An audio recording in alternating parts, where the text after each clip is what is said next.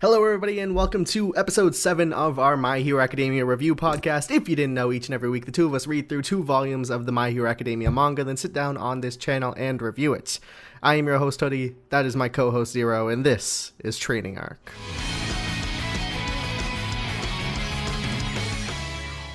If you're watching this as it goes up live on YouTube, then consider heading on over to patreon.com/K2YT and pledging a couple bucks to get the next episode early. Of course, every episode we like to throw a question out there for you all to discuss.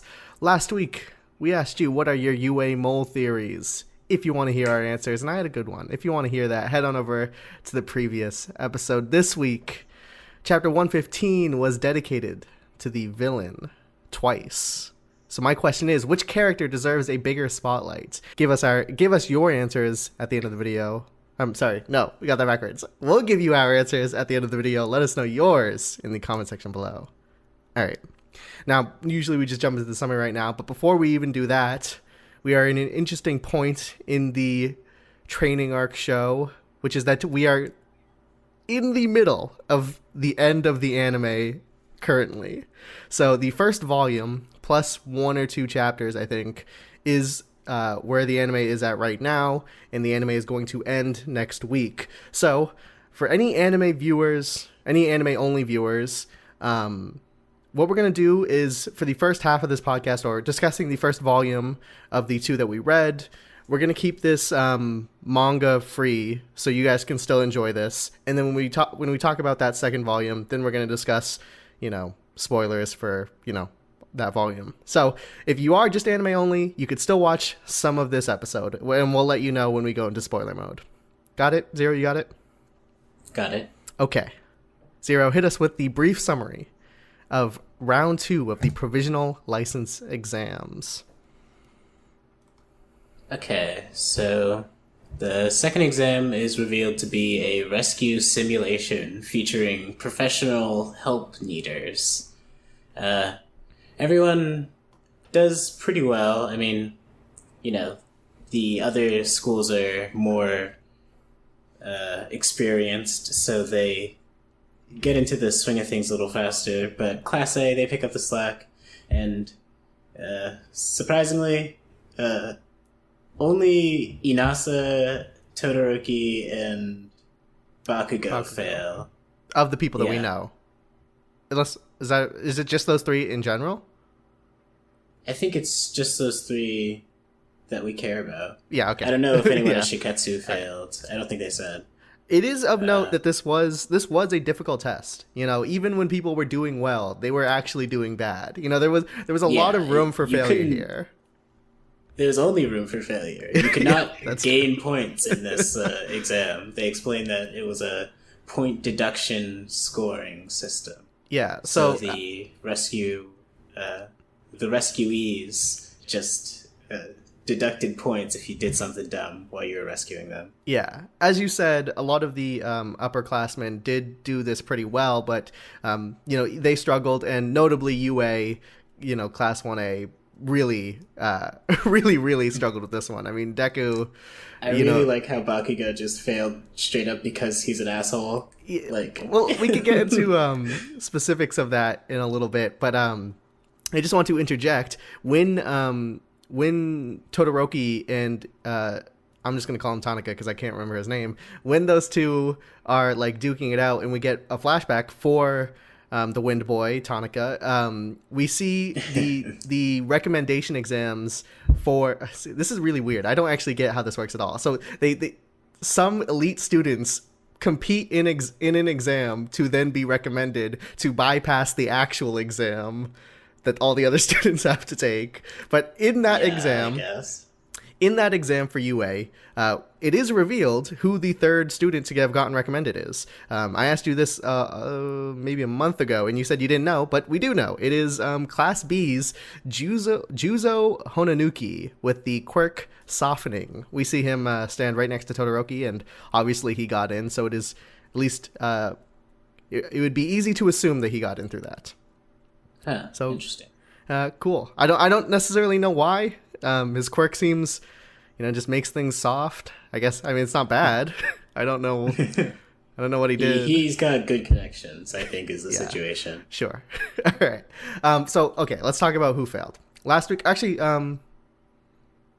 yeah, let's talk about this now. So last week we talked about, I brought up that, I felt like it was perhaps a missed opportunity to have all of Class 1A pass that first exam. I thought it would have, presented a, unique opportunity to the person who failed to sort of bring them into the spotlight and become a sort of energized for success character. So the examples we brought up are, were like Ojiro, and we briefly entertained the idea of like Momo, and we wanted to see these characters go from the backstage sort of side cast to Deku and Todoroki and all that, and we wanted them to just become better.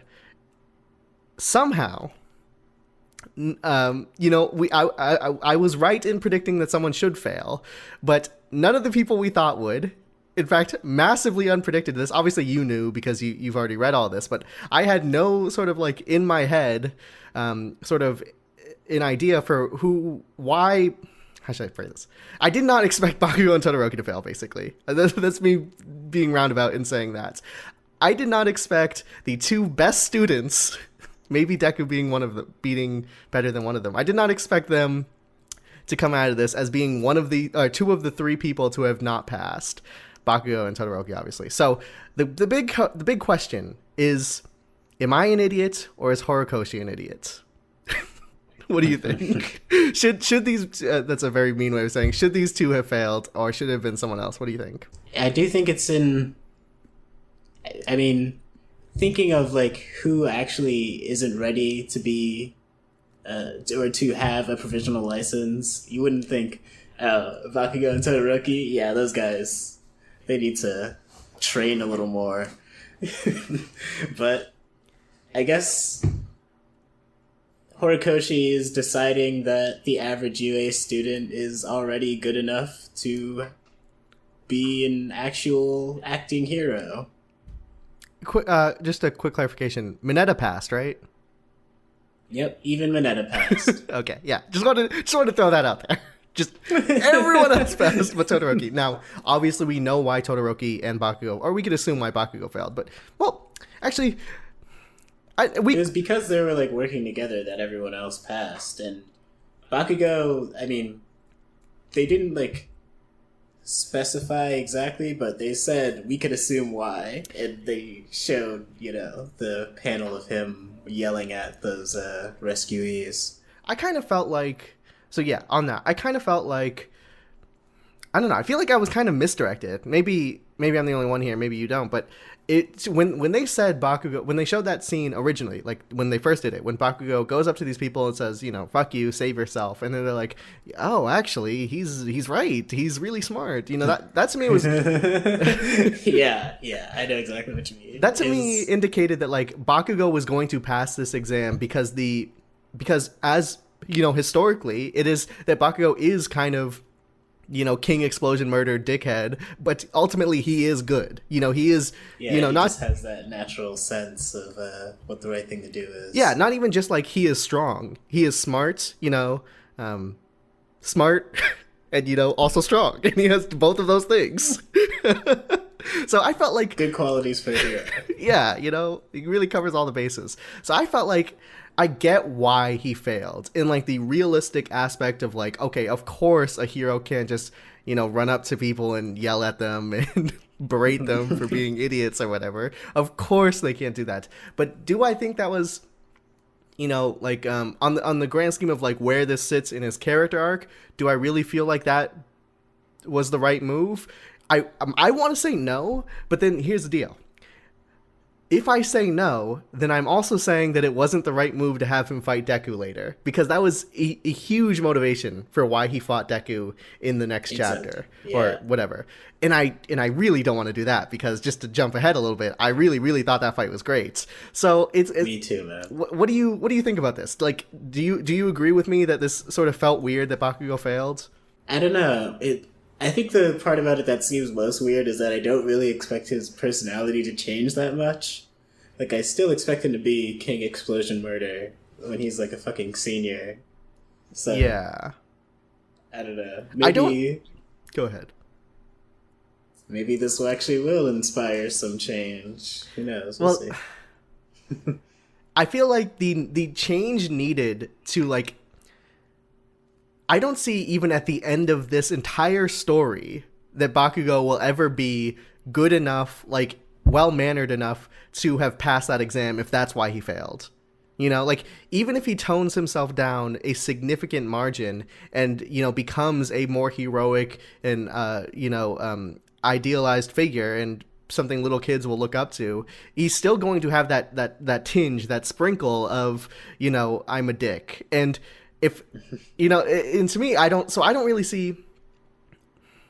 I'm wondering if this is even a good aspect to measure people on, because as we talked about last week, you compared him to Endeavor, and Endeavor is the #1 hero right now, and he is a huge dick. That was like almost a huge point in this chapter, was that Inasa was like, I hate UA, I hate Todoroki, I hate his dad. It's all because his dad, you know, didn't sign my autograph outside of his concert, and that's why I knocked my girlfriend up and then threw her off the bridge. That's an Eminem stand reference. He's a real hero stand. So okay, so I think conclusion is that Bakugo feels weird. I'm happy with the, like, thing that came out of it. So I'm willing to accept this. It felt a little weird. I would have perhaps would have just had them more explain it in depth why he failed. You know, that would have that probably would have been better. Yeah, because I get it. I understand what they probably would have just said, but just to see it more eloquently explained would have been great. Actually, okay, before we go to Todoroki, because I'm ready to talk about that. But before we do that, Bakugo not participating in the gang Orca fight, I thought was, like, that is the second misdirect for me, where it's like, that seems like a really good thing for him to do. Like, it seems like, okay, if the situation is his specialty. If the situation was Bakugo has a victim of the attack on his back, and then he sees Gang Orca bust through the wall, and then he throws the victim to the side and rushes at the Gang Orca, then okay, Bakugo fails. I get it. That even makes sense. That makes sense from a realistic standpoint, and also makes sense from his character standpoint, where it's like, okay, he is falling into, like, his vices, and, you know, he's pushing aside heroic duties just to feel the gratitude of victory. That would make sense for him to fail. But no, he ignores the fight. I would assume he knew about it. I don't think they make direct reference to it, but I assume he could hear that a fight was happening. Yet despite that, not only does he continue to help people, he's working with his teammates. He's working with Kirishima and Kaminari, I think, unless I'm wrong. I think he was with other people though. So he's working with teammates, he's helping people, and he also gets the last person across. Like, everyone was waiting, and the Gang Orca fight is halted by Bakugo bringing the last victim of I can't think of a better word, victim across the finish line, basically. So so much was done by Bakugo to, I don't know. Okay, that's enough of that. So the other person is, you should have.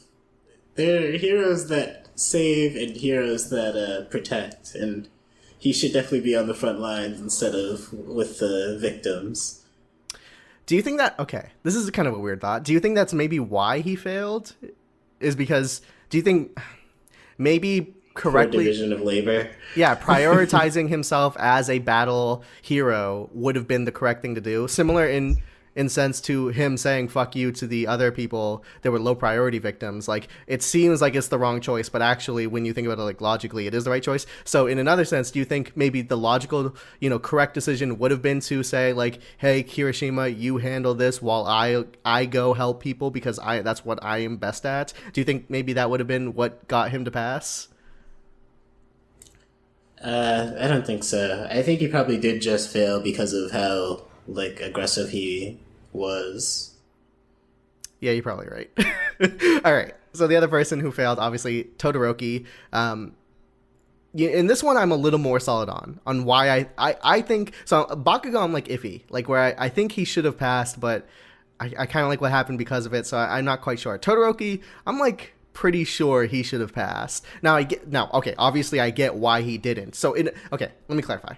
Within the story logic, I get why he did not pass. I'm totally on board. He really fucked things up with, you know, the Wind Boy, and they really just made things so bad. And even if fucking assholes, yeah, even if they could regain points for working together, I still think they should have failed. You know, like, that was just, they really messed things up. So in story logic, I understand, but in I talk about this. I've talked about this before. I talked about it, plenty of times. Is that when we view things from the meta perspective of like what problems is the writer solving, like where is the narrative route being taken by certain events happening, I'm not really sure like what was accomplished by having Todoroki fail this exam, because if we think about like the issue brought up by having Inasa even like focus out Todoroki at all was just basically reinforcing the idea that like, hey Todoroki, don't become like your father. But like wasn't that the whole point of like the tournament exam? Like why are we doubling back down on this? Like he's already moved on. He's figured it out. Why are we still on this? You get what I'm saying? Yeah, but I think it was sort of because I think during the tournament arc he sort of forgot about his relationship with his father, whereas he realizes that he can't just ignore it because he is going to be recognized as Endeavor's son, and, that's going to affect him on the field because it affected him in this exam with these other students also trying to pass. There's going to be more on the line. So do you think, like, the mindset... Okay, so correct me if I'm wrong here, but you think the mindset is, like, the tournament arc left him wanting to forget about Endeavor. This has left him learning that he can't forget about him and that he has to, acknowledge the weight of Endeavor's, on his shoulders and still rise above that. Is that sort of what you're saying? Yeah, I think that's what it's getting at. I would be interested to see if that has any notable, like, if there's like a real pinpoint in the way he acts, because I get what you're saying and that sounds interesting. And you would know more than me just based off of reading ahead. But, yeah, I'm curious to see if that actually holds up at all. So, because obviously, the line of thought is that, if this brings this, of course, with Bakugo, if this brings it into an interesting narrative route, then I'm obviously going to be a lot more forgiving. I said this back when we were talking about Stain and, the fact that One for All is still, God damn it, All for One is still alive, is that like, even if I don't think this is the right move, if it brings us in an interesting route, then I'm still on board. So I really can't ask you this because you already know, but I want to ask is like, what do you think the interesting narrative route here is then? Like, what do you think Todoroki goes on to do? Because obviously we're going to see, or maybe not obviously, but I would imagine that him and Bakugo going to these sort of remedial lessons and then getting to take the exam again is going to lead to the inclusion of Inasa back into the story somehow. And I don't know if that's going to be temporary or find a way to bring him back in entirely, but to some extent that is going to be an avenue that could be used to get this cool new character back in. Are there other cool things that could be gleaned from this? I do think we're definitely going to see the Shiketsu kids again, because the Nice Joke and Izor have such a affectionate relationship. Of course. Speaking of one of the other Shiketsu kids, something that got revealed that I was actually just wrong about this. So Kami/Toga was revealed, in right. This volume. Yeah. I did not realize this happened so soon. Someone had told me that, I saw somewhere, I don't exactly remember what, that like Toga was Kami in disguise, or vice versa or whatever. And I was like, oh my god, that's crazy. Like, I didn't even know who Kimmy was at this point, but I was already like, Jesus, oh my god, that's amazing. What is this? So what I expected to happen, and this is why I asked the UA mole theory last week, so I guess I was being all coy for nothing, was I expected Kimmy to get introduced, and then we'd spend like a long time with her, and under the assumption that this is like another girl, like another just student, and then like later on in like a huge revelation it would have been Toga. But no, it was like wait 3 more chapters and you would have found out. So I feel like I'm in the situation again where it's like similar to the Nana Shimura discussion we had in the last 2 episodes or whatever. I built this up to be a lot cooler in my head, and now I'm just disappointed. And I feel like the Cammy reveal could have been a lot cooler, and it kind of was underutilized. How do you feel about that? Well, honestly, I don't think we could have used the Cammy thing more because she did go to another school. We're not going to see her again for a while, I'm pretty sure. I suppose. I suppose that's true. I mean, you could also, I guess you would know, but if we get Inasa back through, these lessons with Todoroki, if that happens, then hypothetically, if they wanted to, Cammy could have also failed the exam and thus been involved with those lessons. So, obviously we're talking about like changing things now, but if that were to happen, if that were to be something we wanted, I do see how that could have happened. And I don't know. I just thought in my head I built this up to be really cool, and ended up just being, a little whatever. And that's all like.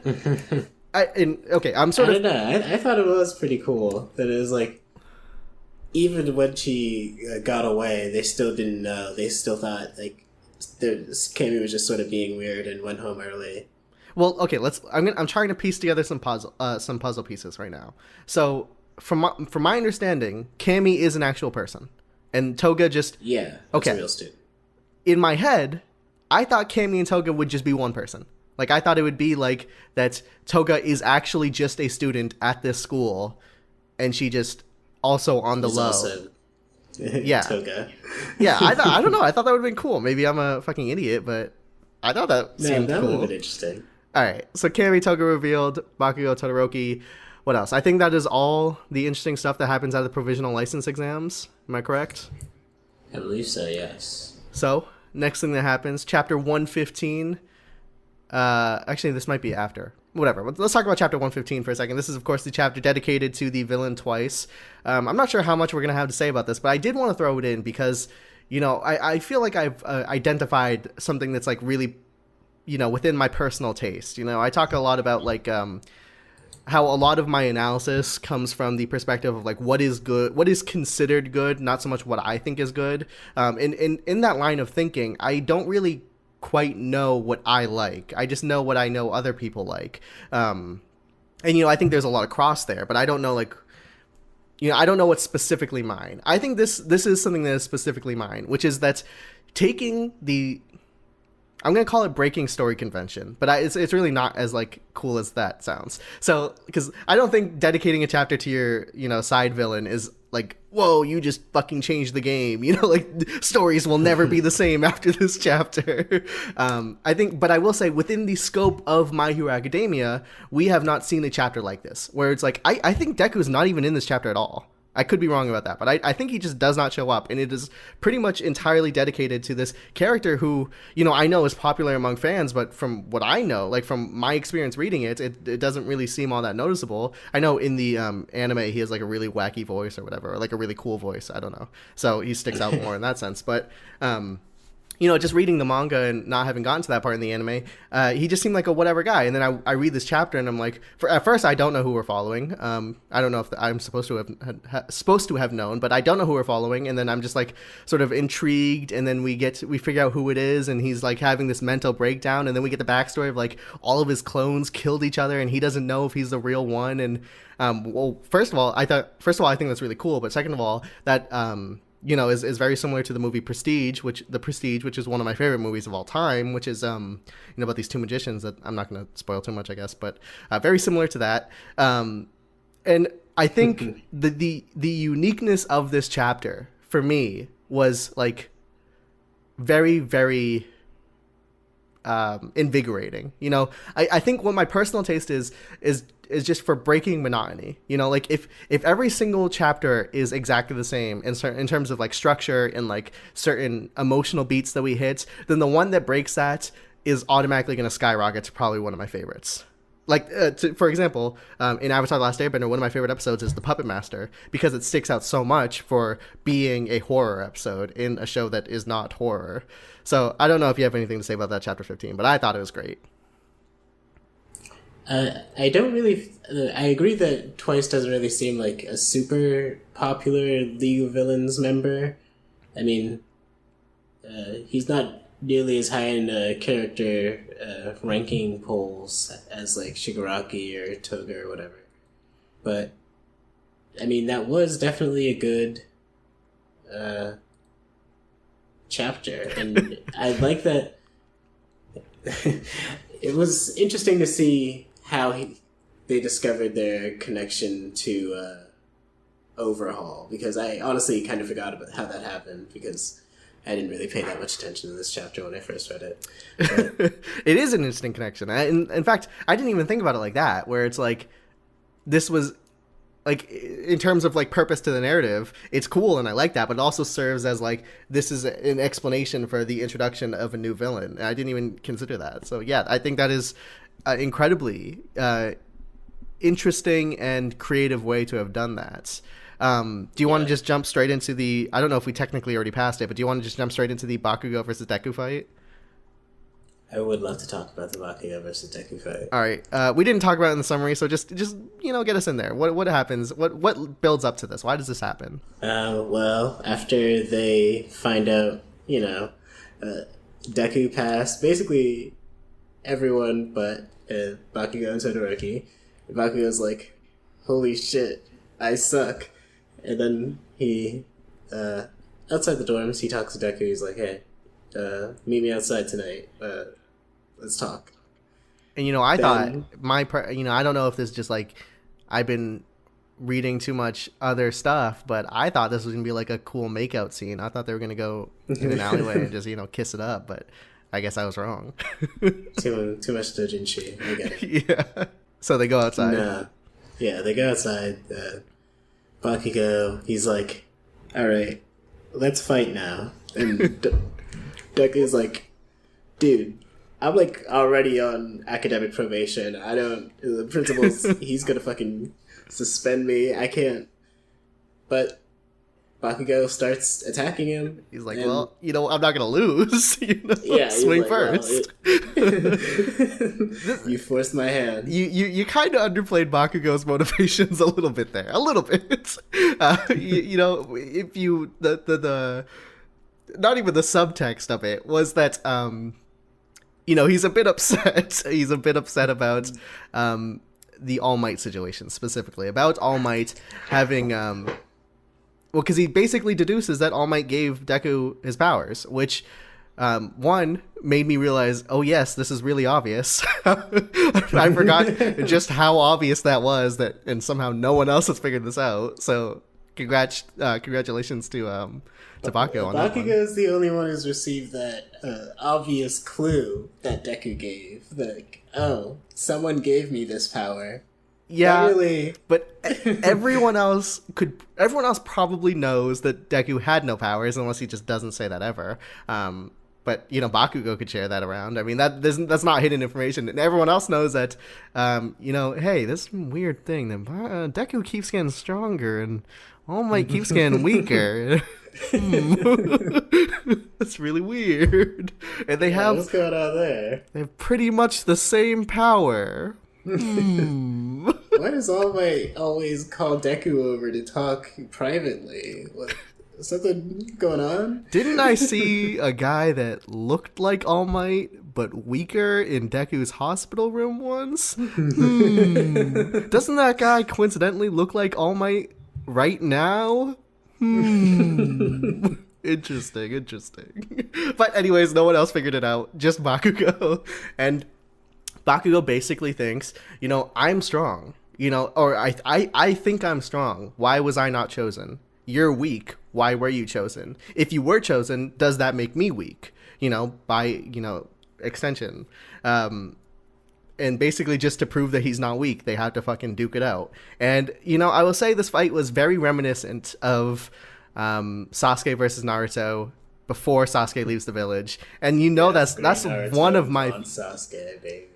One of my favorite fights in the entire show is that. So I love this shit. Like, my god, I want to see this animated so bad. The motivations did really remind me of that. I also like that, Bakugo's sort of like wilding out because Deku's sort of forced him to acknowledge him as strong. And Bakugo's like, nah, Deku can't be strong. In fact, I'm gonna beat his ass. Prove he's weak. I feel like this was Naruto versus Sasuke, that fight that we just talked about, combined with Kakashi versus Obito. All the stuff with like Bakugo was like, you were always following me. No matter how much I beat you up, you'd always follow behind me, and now you're in front of me. And it's like, oh my god, Bakugo, I get it, man. You're just, you're gonna make me cry. Like, it made me so, because the whole thing, because the fucking cherry on top of all this is that Bakugo he's mad, but when he starts this fight, he is calm. You know, like, I mean, he is frustrated. Clearly, he is frustrated, but like, he is not doing the Bakugo thing of screaming the entire time. You know, it's similar to, this is not entirely new, we have seen this before, similar to, you know, back at the beginning of the tournament arc, where all the students crowd around Class A, and they're all like, we're gonna fuck you up, you know, we're gonna beat you in that tournament, and Bakugo just comes out and says, like, you're all side characters, I'm gonna win, and then Deku's like, normally he'd be really mad, but, you know, he kind of just looked determined and calmed, and I got that same feeling from Bakugo here, where it was just like, it was not the usual I want to kill everyone Bakugo. It was a very, like, I've thought about this for a long time, and it's tearing me apart, and it, you know, it just, I don't know, man. I love this fight so much. It was great. Do you have anything? It is really great. And after you got captured by the League of Villains, you know, Deku always looking out for him, like, ever since they've known each other when they were kids. We see in, like, flashbacks, it sort of gets recontextualized as, like, Deku, he always thought I'd fuck up one day, and, well, now it's happened, and I ruined All Might, and everything's awful now.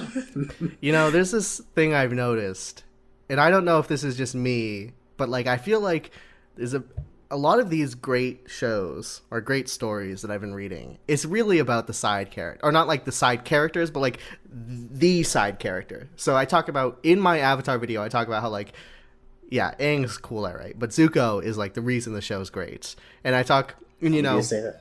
I'm a big fan of Sasuke. You know, like, you know, in the Naruto scope, like, I like Sasuke more than I like Naruto.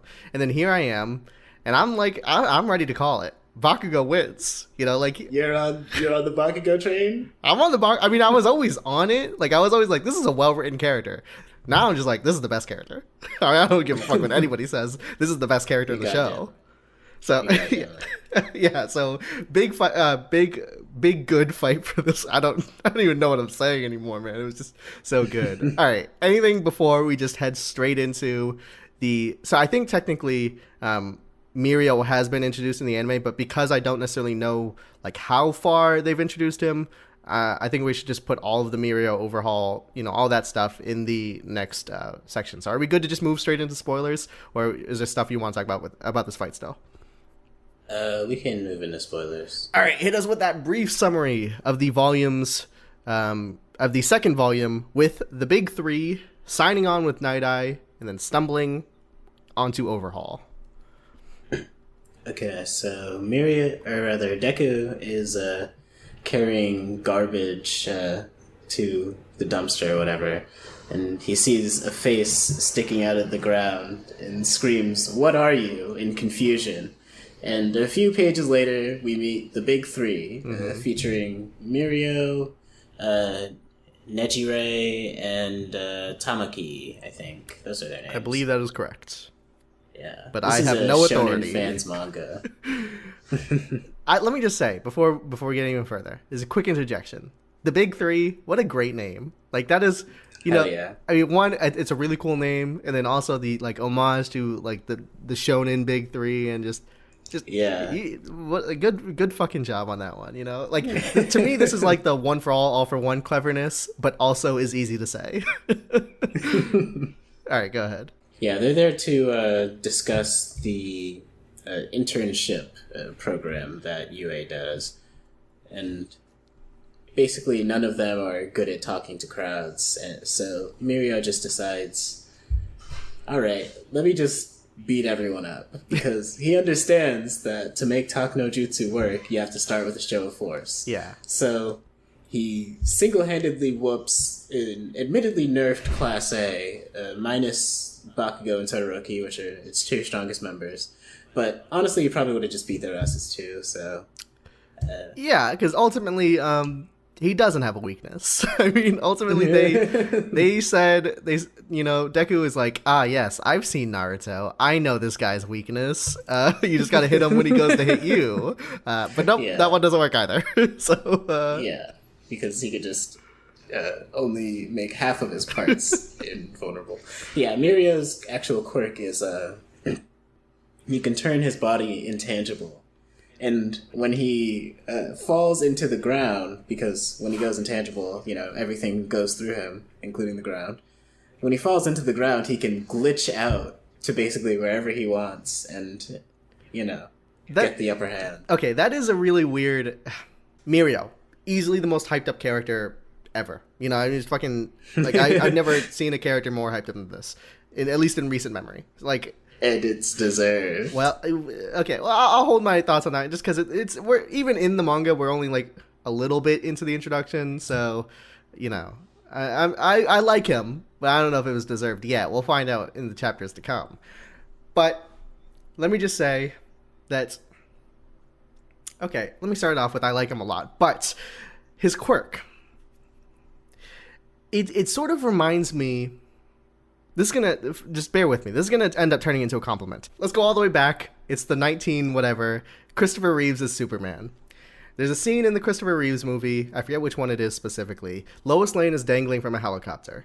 And she falls off, and then basically Superman just flies in, catches her.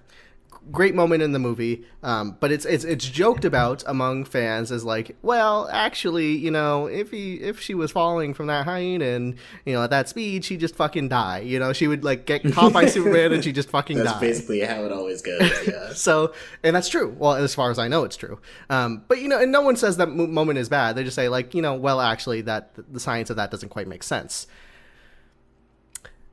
And you just forgive it because it's a movie.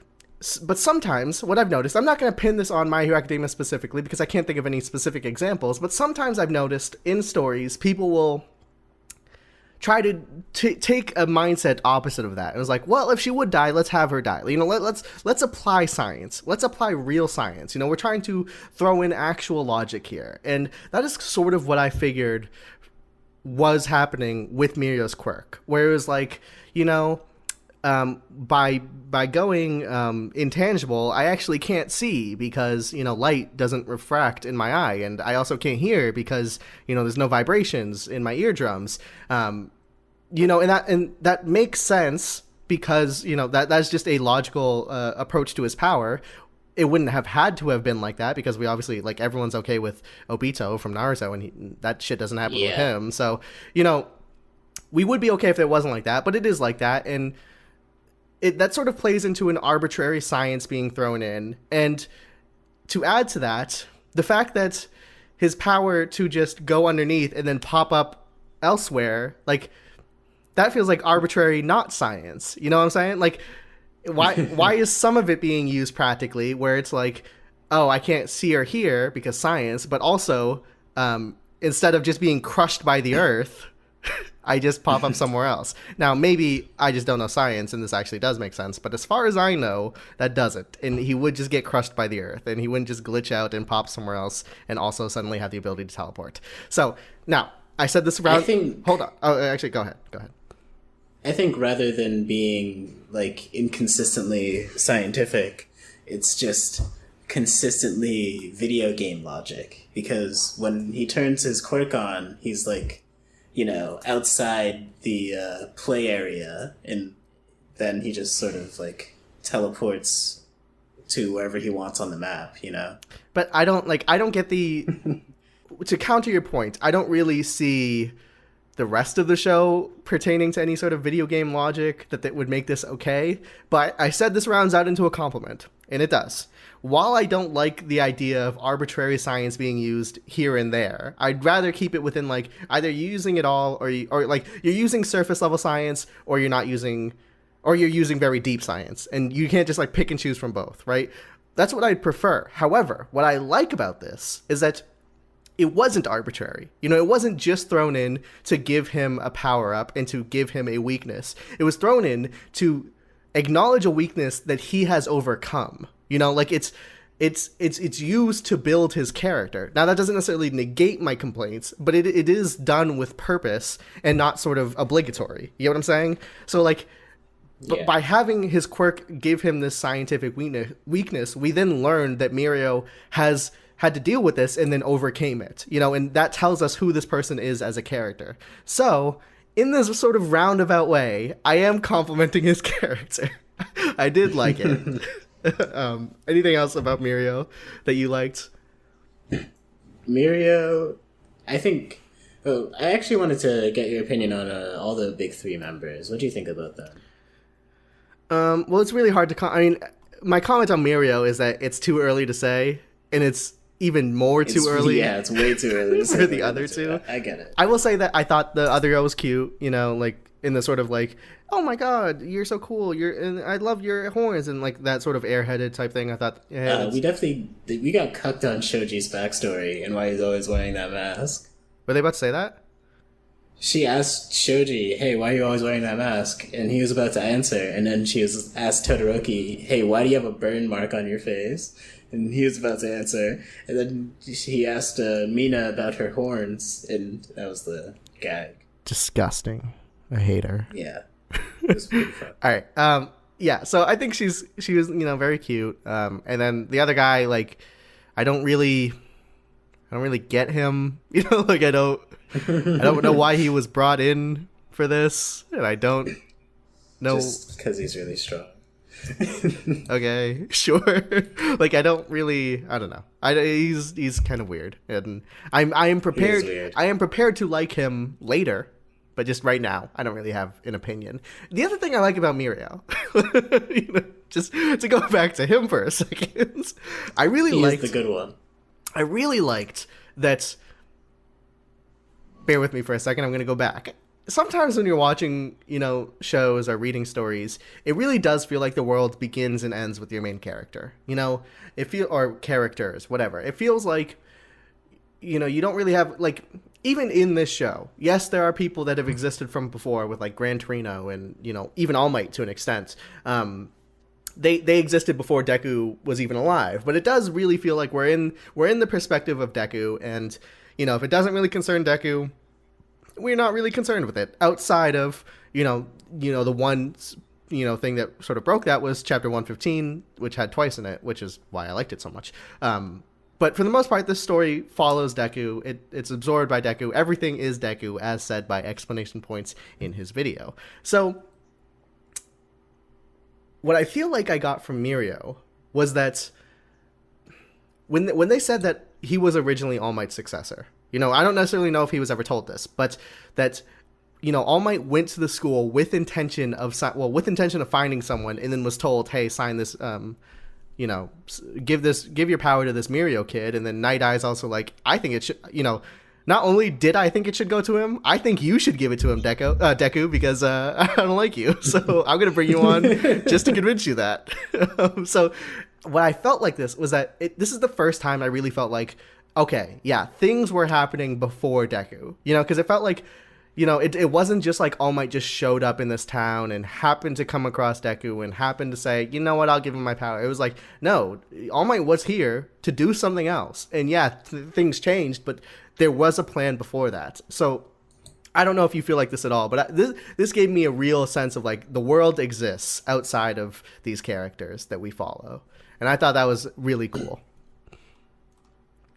I did think it was an interesting addition to Mirio's character that he's like, because he's one of the top students at UA, he was going to be the candidate to succeed All Might. Like, that makes sense. He was going to teach there, and he is drawn in a different art style, so that makes a lot of sense too. He should definitely succeed All Might for that reason alone. Of course.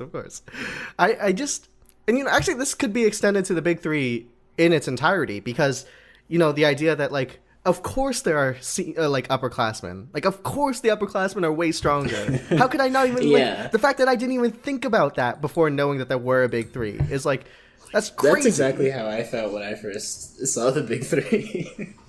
and like to see them, I don't know the other two powers. I think I do know them because I looked it up, but I don't remember off the top of my head. But like even only having been exposed to Mirio, like the fact that they exist at all to me already was like opened up my eyes to a whole new world. I really feel like I'm woke as fuck right now. It also like kind of sets like some sort of standard for what Deku's gonna be like in his third year, because they're basically already pro level. I'm not even just pro level. They excuse me. They said like, hey, Mirio's just gonna be the number one hero. Like he's just gonna fucking do it. Like among pros right now, he is still the candidate.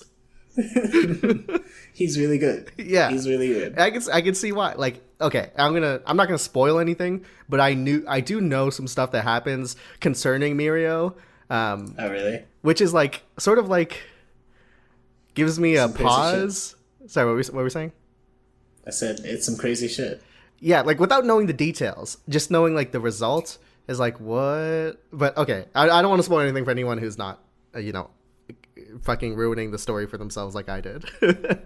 All right, anything else to say about the big three? No, let's move on. What were your thoughts on Overhaul? Now obviously very brief, so I don't have a ton of thoughts, but I did very much like the way he came in. I like the I don't necessarily know if they said he was like actually Yakuza, but like the idea that he was like some sort of branch off of Yakuza, or like some sort of related to like this what would he is Yakuza. Okay, so like the mafia, and just that it's like a different world that they were a part of, that now the world has changed. Some real gangster shit. Yeah, and then he comes in and he's like, the way he comes in, he's like, hey, I'm just gonna I'm like the bad guy, like that is me. You guys have a name, but I'm the bad guy, so I'm gonna take your name and then be the bad guy. And they're like, no, and he's like, all right, fuck you, and he kills one of them. And by the way, kills one who I was like, kills the Magni character, Magni. I don't remember their name. Whatever. They're dead, so. Like I was, because last, like maybe 2 weeks ago, I was talking about like, I talked about how one of the characters was trans, and then Math was commented, and she was like, yeah, and this villain is trans, and it's that character, and I'm like, oh, cool. Let me read up about this character. So I'm like reading on this character. I'm like, huh, interesting. So not like I'm not like this character's not my favorite character or anything, but like I have my eye out. I'm like waiting for this character to do something cool, just seeing what's up, and then immediately fucking killed. What? Yeah, that's fucked up. And they even gave her backstory. Or him, excuse my ignorance, I apologize, but they gave them backstory with like, I'm part of this group because it makes me feel like I'm accepted, or whatever they said. It was like, and then to kill them, it was just like, Jesus Christ. that really caught me off guard. If you get a flashback as a villain, you're definitely so you think Twice is gone too? All right, rip. Well, no, he didn't get a flashback. He got a side chapter. Yeah, I guess that just means he's sticking around forever. Yeah, good point. All right, and then of course the big cool thing was like Shigaraki was gonna go get him, and then fucking, oh, I'm not actually alone. My entire squad's here, and the entire Yakuza shows up. So I'm a big, like it, much like Mirio, where it's like it's too early for me to say anything like definitive about like is this character great or whatever. I am very intrigued by this character. Very cool. I like the introduction a lot. Absolutely. Anything else about Overhaul, or should we just talk about Night Eye? Night Eye, who was All Might's sidekick. Yeah, the Robin to his Batman, the real dynamic duo. Well, actually, All Might's actual sidekick. I don't know if you saw this episode. It was a filler episode. So you probably didn't. But there was a filler episode where, actually, I don't know. Does it count as canon? It was filler in the sense that it completely detracted from the story in every way possible. But it was canon in the sense that it was linked to the movie, which I think is also canon. So I don't know the logistics about this. But basically, there was just another character introduced who's like Dave Shield, who was like when All Might was in America, he had a sidekick named Dave Shield, and He just, yeah. I didn't see the movie, Interesting. but I saw the filler episode, so cool, whatever. Anyways, yeah, Night Eye, another sidekick that All Might had. What is? Give us a summary of what went down with that. Uh, Basically, All Might asks Mirio to introduce Deku to Night Eye because he's too ashamed to show his face to him. Apparently, then when they get there, Night Eye basically just shits on Deku for the entire interview, but he signs the permission slip anyway, so he can bully Deku some more. And I mean, he has a very specific motivation. It's like it's almost like weird. It's almost like so specifically strong that it's getting to the point of weird, where it's like, I believe in Mirio to be the All Might successor so bad that I am willing to sign you on, even though I don't like you, simply because I want you to be so discouraged that you pass on the trait to Mirio. Like, Jesus Christ, dude, calm down. Like, if it was like, if it was Night Eye was like, I want it, give it to me, then I get this. But for him to be so like, give it to this other dude that's not me, that I just happen to like a lot, that seemed weird. But I get it. I understand what he's going for. I thought that was an interesting motivation. What was the what was the test that Night Eye gave him to Deku? he basically made him. Deku gave him a permission slip. He's like, all right, you stamp this, I can be your sidekick. And Night Eye sets it down, grabs a stamp. He's like, if you could take this from me and stamp it yourself, you could be my sidekick. He gives him 3 minutes, and in that time period, now Deku fails. does not get the stamp. But he just does it anyways. Now, I don't know if you remember this, but clearly this is, Horikoshi, big shonen fan, big comic book fan, but also what we learned is that he's a big Jimmy Neutron fan, because this was a classic test from Jimmy Neutron. It's been done in everything, but specifically Jimmy Neutron. So I'm thinking, what was the Jimmy Neutron test? I'm really interested. I'm trying to remember. I could be wrong, but I think it was when Sheen goes to the dojo. Well, they all go to the dojo, but Sheen goes to the dojo specifically, and he's trying to train, and there's another dude there, and he tries to cuck Sheen, and it ends with an Eye of the Tiger montage fight, and I don't know if you remember this episode, but I remember liking it a lot. That's gonna be my new series. Is does Jimmy Neutron hold up? That's a great idea, actually. Shout out to Low Art. All right. All right. So he's working with Night Eye, and this is basically the end of the chapter. Is literally as soon as he signs on, Night Eye's like, all right, so here's the deal. We've been searching for this overhaul dude for a long time. We don't have any charges on him, but we want to find him. We want to investigate. We have had no luck so far, but we're going on a search again. You're signed. Come with us. The second they step outside, Deku literally bumps into him. Yep. It was pretty impressive. That's the end of these 2 volumes. Yep, and that's the end. All right, let's answer that question of the week. Again, question of the week, which was, which character deserves a bigger spotlight? What do you think? Which character deserves a bigger spotlight? For me, I'll go ahead and go first. There's a lot of choices here. There's we've talked before about Momo. I've talked a lot about her, about how I'm, a bit disappointed, and maybe that could be solved with more screen time. Cause my thing about Momo is that I'd really love to love her. I don't, but I'd really like to, and I wish they could get me there. So maybe the screen time is the way to go. You got people like Kaminari, Kirishima, who are just cool dudes, cool quirks. They sort of, what we've seen of them so far, they bounce off really well with other cast members. So bring it to the spotlight. Maybe that'd be interesting. Then you got people like Suyu. It's just hey, cool personality, fun quirk, whatever, kind of like the other guys. Ultimately, what I think I'm going to go for here is Shinso, because all these other characters are cool, and if we brought them to the front line, then maybe they could have a story made out of them. But Shinso has a story innate to his character.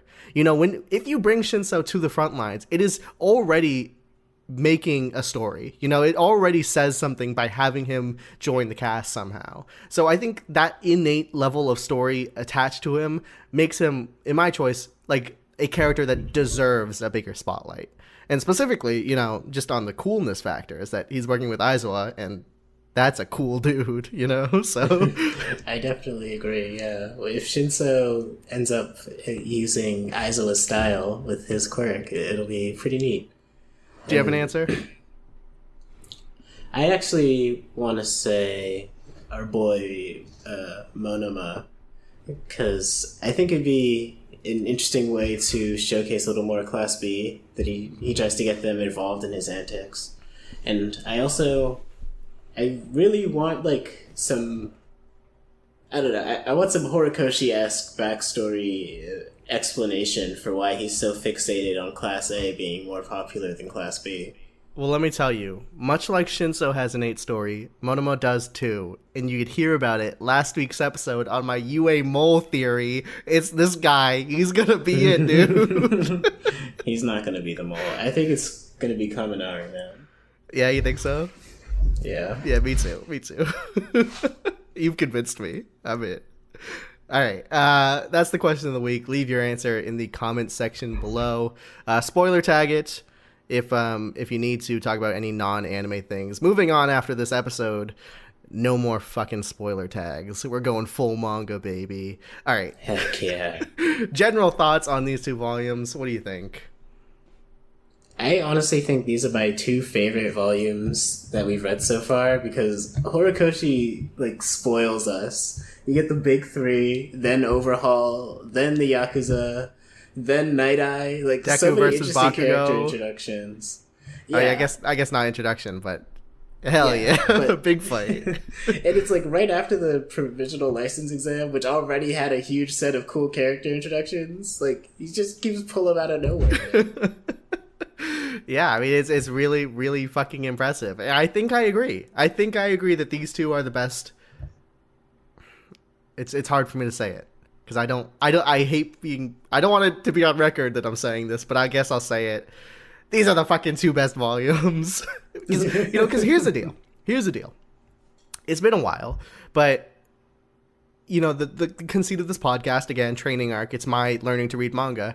For the first time, I really felt like I wanted to keep reading, and that I've enjoyed the story thus far. I never felt like this was a slog to get through. But the truth of the matter is that, I read the fucking chapters an hour before we record, or like the night before. I think, okay, we got to record, training arc. Let me go read the chapters now. This week, I read them a couple days earlier with the intention of reading 1 volume. I was like, I'll do 1 volume now, 1 volume later. And I just did both of them. And I was like, I kind of just want to keep going, see what this Overhaul business is all about, And of course, I stopped myself. He's getting pulled into it. I stopped myself, but I was excited. I'm looking forward. The second I hit stop recording, I'm about to read 2 more fucking volumes because I need to know. All right, maybe that's not necessarily a comment on quality. Rather, it's more like a comment on, just me getting more comfortable. Yeah, that too. This like the story inherently is getting more interesting as we get more deeper. I do think we're in a really cool spot right now. Like, one of the Sanin of UA and the would-be successor of All Might is working with Deku at the All Might's former sidekick's internship agency. Like, that's cool as hell. Yeah, I am very excited. But you know what? I'm also a little worried because I don't know if you noticed, but like we're over the halfway point for this series. I did notice that. I was actually thinking about that. Unlike the what are they called? The Nen show. Yeah, sorry. Unlike the Nen show where they do completed stories, we chose to do one that was still airing. I don't know how we're gonna do that when we catch up. Because I'd like to keep going, but I don't think we could do these hour-long podcasts for 1 chapter at a time. So I'd like to keep going, but we're over halfway there, and it's gonna be a sad one. It's gonna be a sad one when we round this out because this is a good time. This is a good time. We'll find another good manga to read, and there's no shortage. Hopefully. All right, everybody, that's going to do it for this week's episode of Training Arc. If you're watching this on YouTube, head on over to patreon.com and consider pledging to get the next episode on Monday. Otherwise, we will see you in a week with the next 2 volumes of My Hero Academia. Peace.